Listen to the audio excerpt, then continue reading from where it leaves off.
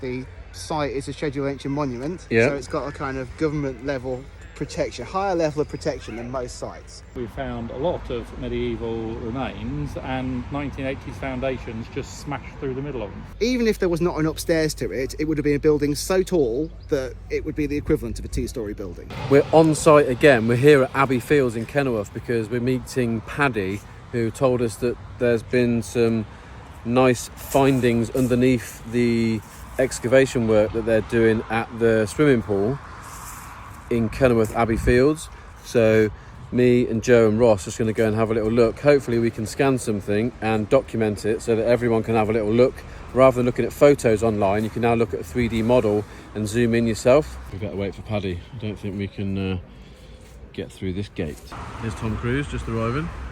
Ross, what do you think, what type of subterranean passages might we find underneath this site at Kenilworth Abbey Fields? Well, there is some reports of some tunnel type structure, but it's probably more for moving water. Are we ever going to find anything for actual people to go down and escape from, like, baddies? I've just asked Ross the same question. What sort of underground tunnels are you going to find in Abbey Fields today? None, I don't think. Oh, what are we here to do? Scan some old rock. What's this? I just carry cameras. Thanks. Well, that's very fun. Looks like Paddy's just opened the gate up for us. Hi, Joe. Nice Joe. to see it. Right, do come through and I'll lock you all in. Thank you. That's where the biggest bit is, but actually, we would reckon this was Thunderbugs where I saw your stuff and thought, oh, hello. That's the highest status building. Don't know whether that's got one. There's another bow and arrow, so another one made by Mr. Archer, possibly. And Paddy, these were all covered up. This was about this high. How far was the ground level before we so uncovered the these? building was on top of it. This appears to be a kitchen, but there are problems with age, so it might have been used for a number of different things over a period of time. Yeah. It's the results of the rubble when Cromwell's men came and took it down. There is almost no artefacts, because if you know Cromwell's men are coming to knock down your abbey, you are at least going to take the plates and tables out, aren't you, and use them somewhere else. You're not going to let them knock all that down as well. And see, we've gone down far enough to get, you see that, Another level out. which suggests that that's then foundation. Yeah. You see that starts going straight. one Instead is of a beveled. slope, it's Okay. straight down. Yeah, so because that one has got a bevel and then goes straight down. So is the that theory gets us to the end of the wall. that it should be this about floor level? That's about floor level, and then you see there it goes back up again. That's straight, so Yeah. that's the start of the wall. Okay. And this was just just to take the rain off the foundations. But the rain was swept away into drains. And Pottery, some bones. Joe just said human bones, but I don't think so. and the medieval barn, and archaeologists feel that there is probably a maximum size of building that they could build, because they're all about the same size. So these are base walls of 4 buildings. So we're going to start a little drone scan then. Joe Harvey's going to fly the drone around while Ross is doing ground cam. They're just moving some barriers out of the way. Just moving some of this fencing out of the way so we can get a full clear scan of the site. Ross is going in then. What's your tool of choice? Canon R5. R5. What lens is that little? 15 to 35. And this is the same camera that I use for my VR stuff. It's a dream for VR and for photogrammetry. Absolutely. And Joe's got the Mavic 3 over here.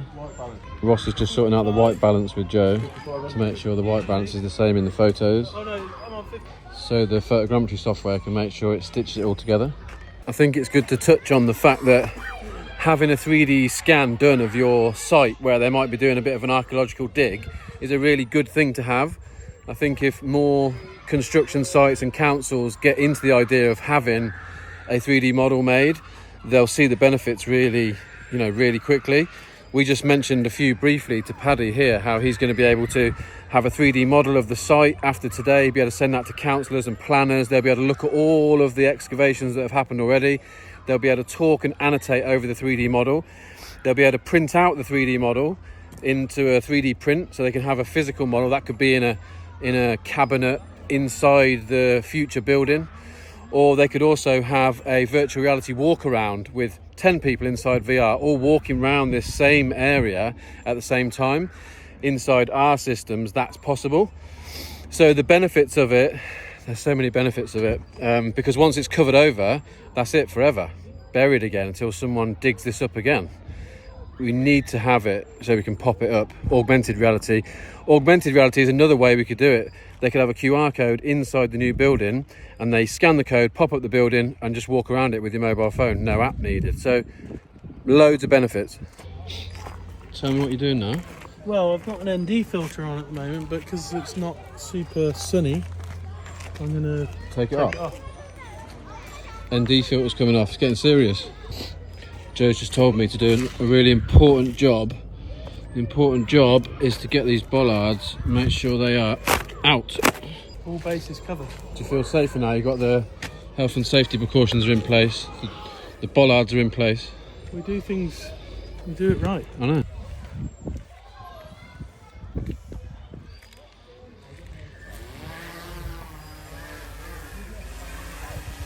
Okay, cool. So I'm just here with Bryn. Bryn's going to give us a little bit of intel about where we are today and what have you found. Can you tell us, Bryn, what have you been doing here? What's your job been? So, because they want to rebuild the swimming baths and use the new swimming baths, so they knocked down the old swimming baths. Slightly unluckily for them, the site is a Scheduled Ancient Monument, so it's got a kind of government level protection, higher level of protection than most sites. It was a scheduled monument even though it had a swimming bath built on it. The swimming bath has been here since about 1896, and then there was a much bigger one in the 1930s, and then a bigger one in the 50s and 60s, and then they did a lot more work in 1985. All those previous excavation or previous building works that have happened on site, they never actually recorded there was any old stone walls. Okay. There clearly was then, because the foundations of the building's been going through. Yeah, absolutely. Completely full of 50s to 80s concrete foundations, which have now all been taken out. So there's large slots currently full of water from the rain. Yeah. And even more unluckily for them, but interesting for us, is that underneath at least 2/3 of where the actual buildings were that went with the swimming baths, there's actually some quite well preserved archaeological remains, and they're all associated with Kenilworth Abbey. Various people have politely put it since then that we are in Kenilworth Abbey Fields and the clue is in the name, but in reality they couldn't really be expected to know that the stuff was going to be so well preserved underneath all the previous buildings. Yes. Partly because no one had ever said there was anything here, even if they'd ever seen any of it, which has been a little bit inconvenient. But I say, interesting for us. First thing we began to find, initially we did a few test trenches, someone else from the office was doing that. She managed to find a part of this really interesting stonework at the top end of the site, which is really well preserved. So it is part of a fairly high status, or posh as we normally just refer to it. Yeah, high status or posh. Abbey building. We don't 100% know what type of abbey building it was because there aren't any floor levels surviving, and so we haven't known things like ovens and things like that associated with it from the initial period it was built anyway. From the best dating evidence we have for it is that a layer of soil built up outside it very shortly after it was built, and that has a whole load of medieval pottery from about 1300. So really the building probably dates to just before 1300. There's been various alterations with it, and it's had extra walls tacked on, and there's a small patch of a rather clear gravel pathway that can be seen going past it, which appears to have genuinely been a pathway that ran down the side. Later in its life, part of the building has been demolished and a great big extension has been built onto the side of it. We don't know exactly when, but it could date from perhaps the later 1300s or even the 1400s. So there's two large buildings there. Cool. In between that building and the lower part of the site, there is a large area of essentially medieval layers that have built up during the lifespan of the abbey. Some of them are very black. They've got an awful lot of lumps of iron slag in them, and if you look hard, there's quite a few nails and things lying around in it. and it's all very granular looking. We think it's waste material from a blacksmith's. They can't have actually made iron here. There can't be an iron foundry here because there is no iron ore nearby, and it's too heavy to carry a long way. But it can be years and years and years of mess left over from the Abbey blacksmiths, probably. Yeah. All the kind of granular stuff is actually probably what archaeologists call hammer scale, and that would be the red hot sparks that fly off your piece of metal when you're hammering it, that are essentially bits of iron, and when they cool down, because they're all very magnetic, we've run magnets over it, and your magnet will come up covered in dust, essentially. Okay. Interesting. Then down the bottom part of the site, there's remains of the foundations of two other buildings. They're a bit less posh. They are more almost like workshop-like buildings. Really, they're longer, rectangular. They're right next to each other.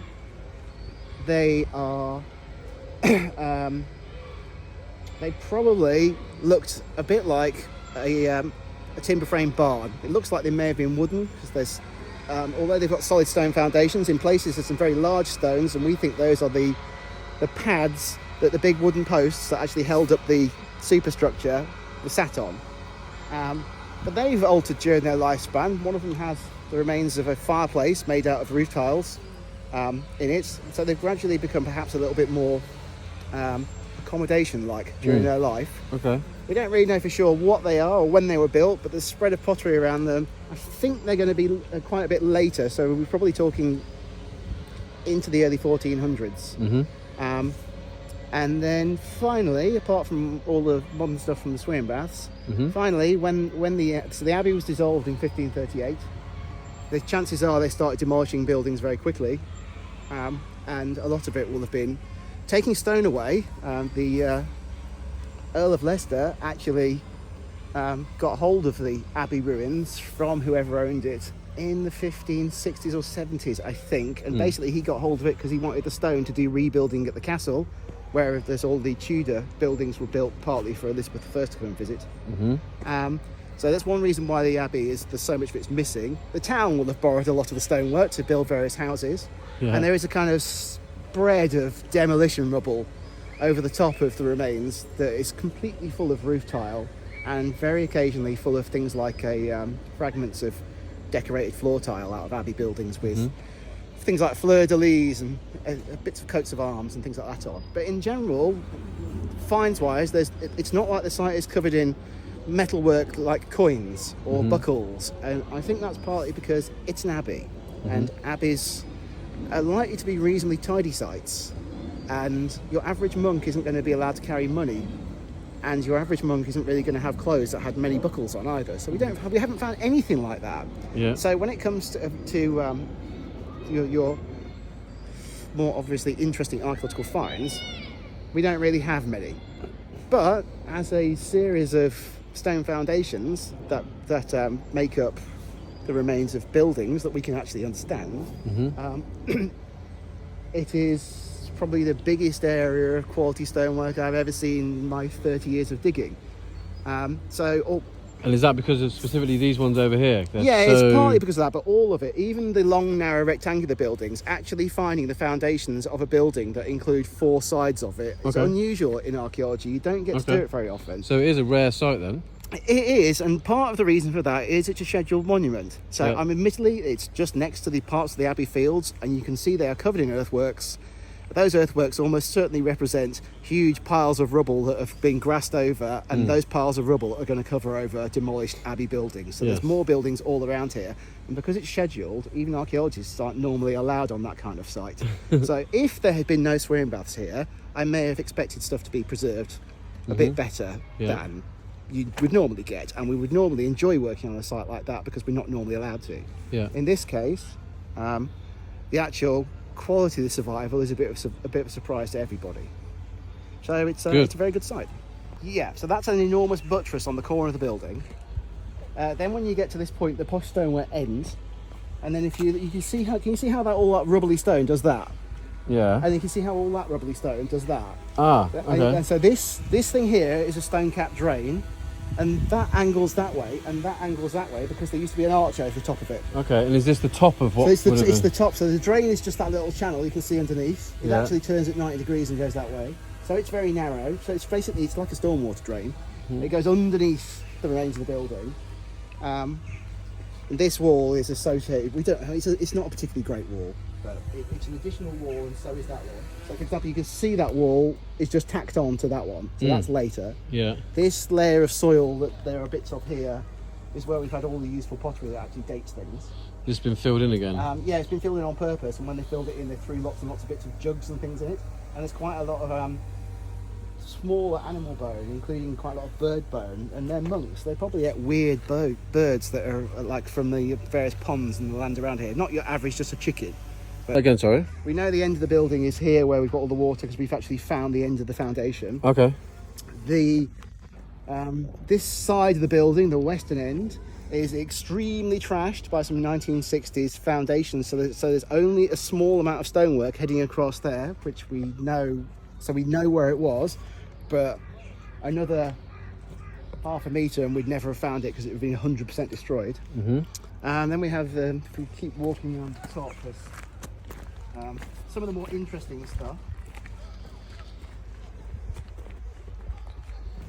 So if you look that way, you can see the width of the foundation of the original building and the very big buttress on the corner that for a long time I was referring to as a tower, but it's not really a tower. It's a very... It looks like the base of the Abbey bit. It does up there. really, yes. There Quite are bits chunky. like it, and this side of the building is very posh, and the rest of it isn't. So we get the impression that this is the bit people were supposed to see. Now, because we've got pottery outside it and some animal bone, we can't say it was a kitchen, but although that is a possibility, because things like castle kitchens are renowned for being messy and have huge pits and things full of animal bone outside. So maybe it's quite tidy because it's an abbey. Maybe it's been a kitchen at some point, or it could even have been something like a guest hall for visitors to actually who were staying here to actually eat in, because you wouldn't have been able to eat with the monks or stay with the monks. When we get down to this part, we have. So this is one of the later things we found. Firstly, we have this feature here is a buttress on the side of the original posh building. Same slope. Made the same stuff, and you can just about see this. There's a lot of mason's marks, and you can see, particularly on the top one, where it's a bit drier. So it's a bow and arrow. Yeah, that's it. And there's quite a lot of those on the good quality stonework. I've seen some of those, yeah. And it's an unusual mason's mark because actually doing the curve of the bow is difficult to do with a chisel, and they've made a very good job of it every time. Normally mason's marks are just a bunch of straight lines. And would you put that on every one they laid? Well, I think the way I understand it is they seem to have done it on the sloping stoneworks and the more difficult stuff. So whoever was responsible for that was that mason or that mason's yard, let's say. And do you ever see that again in other? Well, there's one or two other bits of Abbey that have got mason's marks on it. I haven't seen that one. I have seen there's another one that basically looks very like an asterisk. Yeah. So that's quite common, and that you can imagine it's a more usual one as it's made out of a bunch of straight lines. Yeah. That you can do with a chisel. Yeah. This So one's the very difficult. curve. The good thing about this is that originally we thought the building ran this way. When we found this ought to be in the middle of the building, so it means that the building runs behind us and is twice as big as the building as what we can see. Okay, so you're thinking there's a lot more this way. So, but that would be under the path that everyone walks down and out into the grass, which is currently covered in temporary toilets. God, it's so interesting to uncover everything though. We'd love to do that, but it's not going to happen. What about ground penetrating radar to give you some shapes? The difficult thing, that might work, but a difficult thing about a site like this is there is so much rubble buried under the ground that it tends to mask the actual archaeological walls because it's made out of the same stuff. Agree. So it might work. You might get, like you see here, you could definitely get a different reading with the softer material compared to the hard material if you went over the top of that. We found this curving line of tile. It's all made out of roof tile. You can see it's all mortared together. You can also see how absolutely massacred it is by various previous pipe trenches from the older versions of the swimming baths. It's only got 3 pipe trenches through it, that's all. Underneath it, all the black soil and the flat stonework. So that might be an oven. I wouldn't have normally called it an oven, except later on there was an oven on top of it. But it could be a fireplace.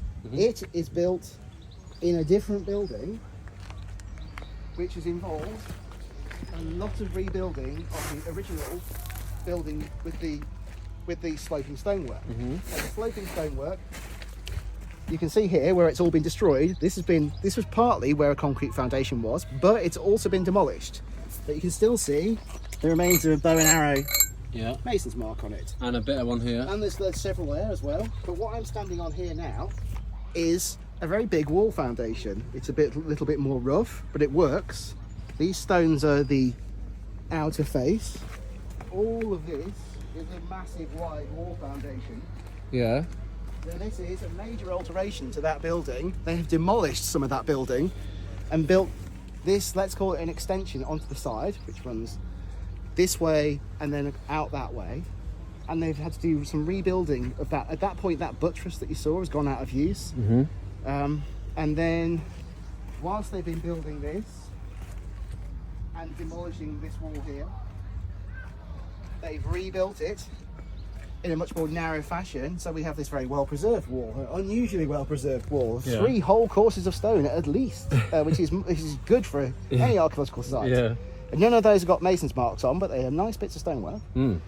Clearly going off through the wall. Yeah, and clearly carrying on and going on under the path and almost certainly surviving. Up towards the bit where you've done another dig. Yeah, and there's a different building in that, and we think it joins on to, we think it's the next building on from the one we're standing in, and it joined onto it as a sort of range of at least 2 buildings originally. So you see like a place of 2 or 3 or 4 buildings, there's a lot of buildings that could have been here. Yeah, absolutely. It seems like, Bryn, your brain, you've got a real spatial brain for adding this wall, this bit is part of this bit, and this brick, you know, from here. If you were in a virtual world, if you in the future you could stand here in a virtual world, would it be beneficial for you if you could just go, this would probably be about this high, you know, like you could just build things up and make things more visual? Because you could say things like, and this building is almost going to be certainly going to be 2 stories high. Yes. The buttress, and well, it's kind of, let's call it square. It's roughly square. And to me, a buttress like that is so over the top and bigger than it needs to be that it probably used to rise up to a point past the roof where it had its own little decorative conical top or something like that. So this is so big, you're saying it can't have just been for a small little doorway. This at some point was probably a bit higher. Yeah, it's going to be, we're talking, it's going to be a 2-story building. Even if there was not an upstairs to it, it would have been a building so tall that it would be the equivalent of a 2-story building. So really, if you look across at the building that they call the barn, it's going to be, it's a more posh building than that. But it's lower down on sort of a slope. Yeah, it's lower down the hill, certainly, but it would have been a little bit more impressive looking, and it's got more decoration on it than that has. Just refer to it as an equal armed cross. Okay. But in reality, it's essentially a swastika style. But that's because you've done it. It's an easy thing to do. Easy to do, with rather than a curve like the. It didn't have, you know, if we're talking about it being done in the 1300s, it's not got the similar connotations to now. No. It's, This is the Abbey, a little bit further up the hill from where we were doing the drone scan. But look, these floor pieces are exactly the same. Sloped, slanted foundations. But look how big this place is. So it would be, could have been something big down there.